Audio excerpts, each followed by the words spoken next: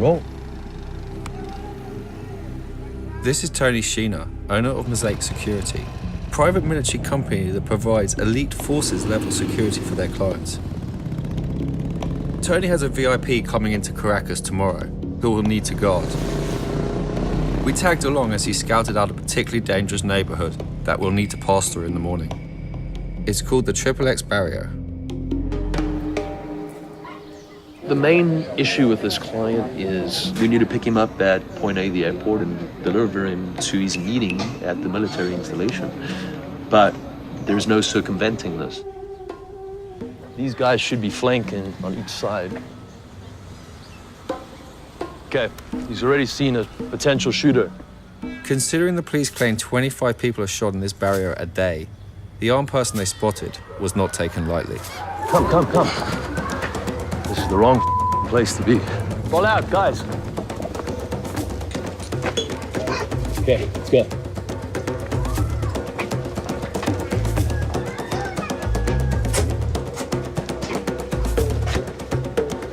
We took a little detour looking for an additional route out the main road because it was too dangerous.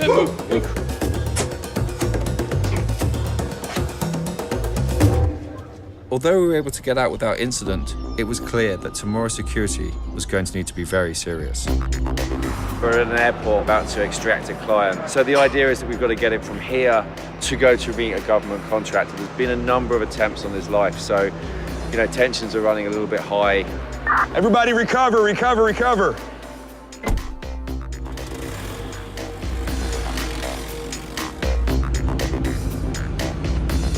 There's been 2 or 3 attempts on your life? Two. You just need to be careful and act accordingly. For the business that you work in, you wouldn't be able to operate without these guys taking you through countries?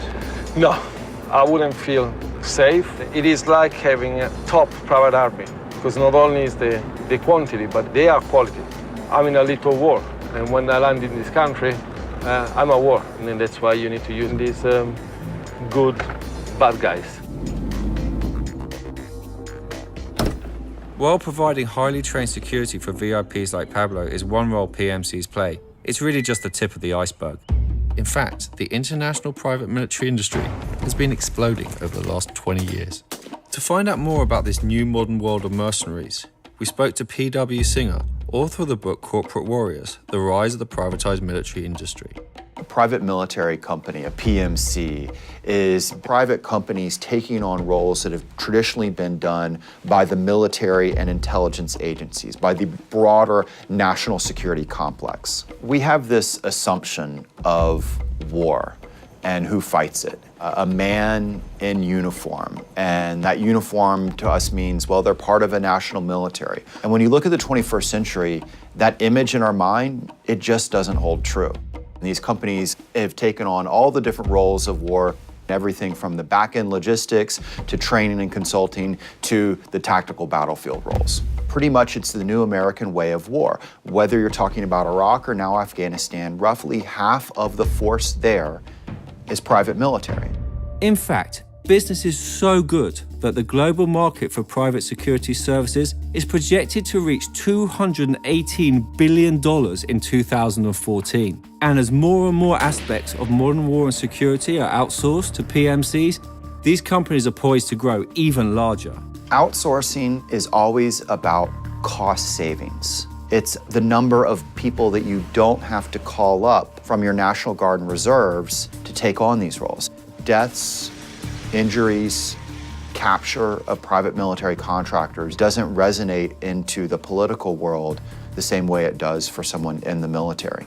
So we're seeing everything from companies that have been operating in Iraq now doing things like counter-piracy operations off Somalia to the emergence of Chinese private security companies operating in Africa, or the Russians use private contractors during their Crimea operation. When we look at the future frontiers of the private military industry, they reflect the next frontiers of war. To find out more about this massive industry that is fast becoming the future of war, we spoke to the man that almost single-handedly created the modern PMC as we know it. We're here in Abu Dhabi and we're going to interview one of the most important people in the PMC world, Eric Prince. He was the founder of Blackwater. PMCs are as American as Thanksgiving Day. First colonies were started by contractors that were hired to secure the logistics of private companies. Massachusetts Bay and Plymouth colonies were private endeavors. You know, look, I started Blackwater as a way to stay connected to the SEAL teams. When our customers called us, we ran very hard to fill their needs. We were mischaracterized as out-of-control mercenaries. And the fact is we were American veterans serving America again, getting paid on a competitively bid contract.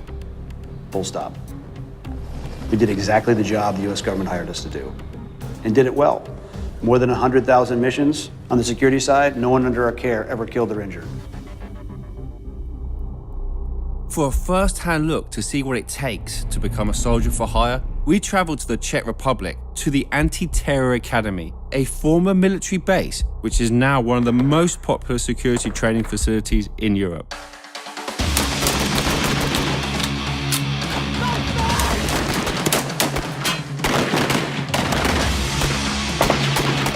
This is where future PMC soldiers are going to be freshening up their skills before they go out and work.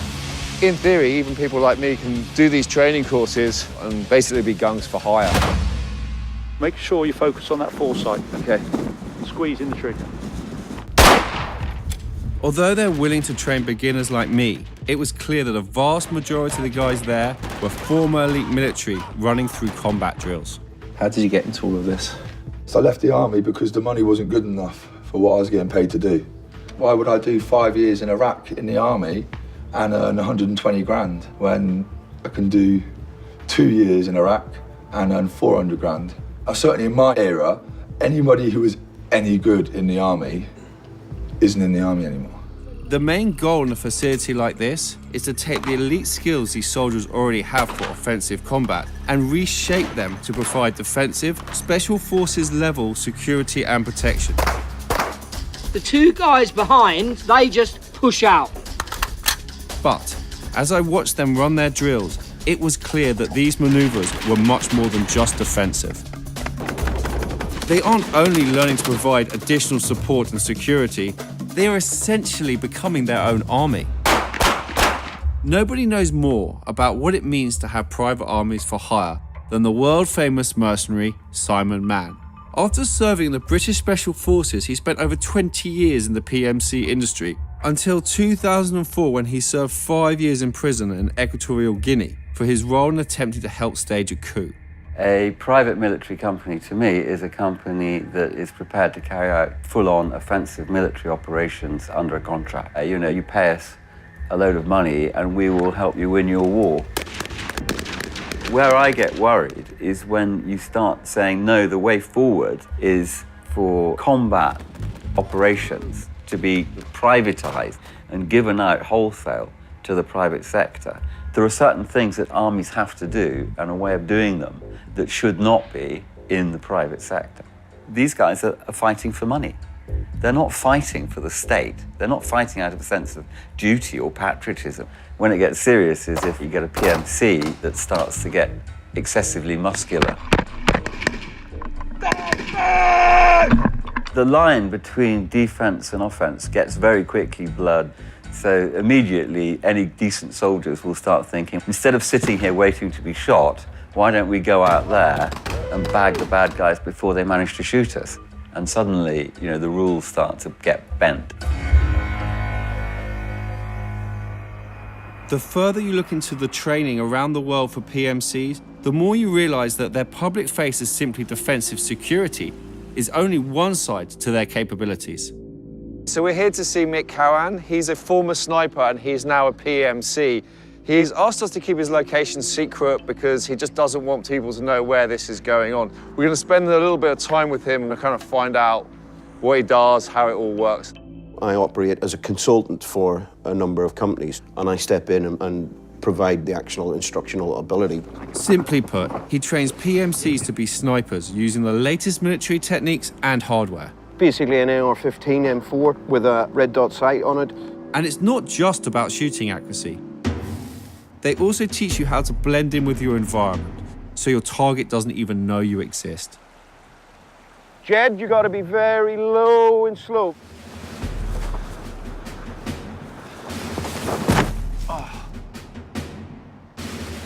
I'll check if I can spot him, and I will radio the walker. Okay, is that him in position again? Okay, roger.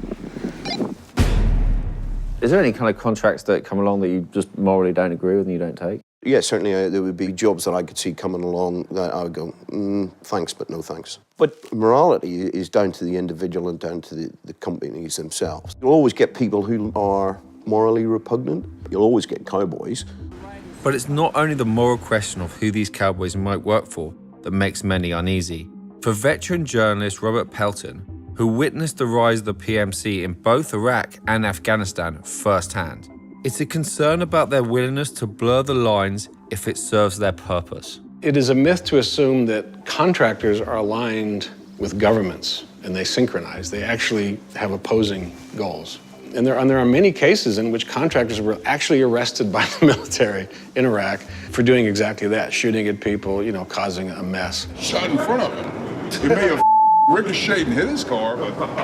It's security, but it doesn't seem like security because it's to keep them secure. If I come up and punch you in the face and I say that's for your protection, that's kind of the joke. You see fences going up, you see guard posts, you see people stopping you, and you say, that's not a police badge. And it's up to the public to decide whether they think the use of force by a non-state actor is appropriate. In fact, the actions of some PMCs has caused such an alarm that US Congresswoman Jan Schakowsky has introduced legislation to limit them from use in war zones altogether. There has been concern about using people who don't wear the badge of the United States of America, who are not part of a chain of command, who aren't held accountable in the same ways. I think what scares me the most about these private military contractors is that by and large they operate in the shadows. The transparency isn't there, the accountability isn't there. It appears that these contractors literally may be able to get away with murder. When you consider that these companies might operate above the law, even while employed by the US government, the bigger question for New York Times Washington correspondent David Sanger is what happens when PMCs work completely outside the jurisdiction of America itself. One big concern for private military contractors is a question of allegiance. When they become political instruments to help prop up a government, that's when you begin to ask the question, does this corporation have a foreign policy of its own? And is that corporation's foreign policy in sync or in opposition to American foreign policy? Are they truly American or are they truly international? Who exactly are they working for?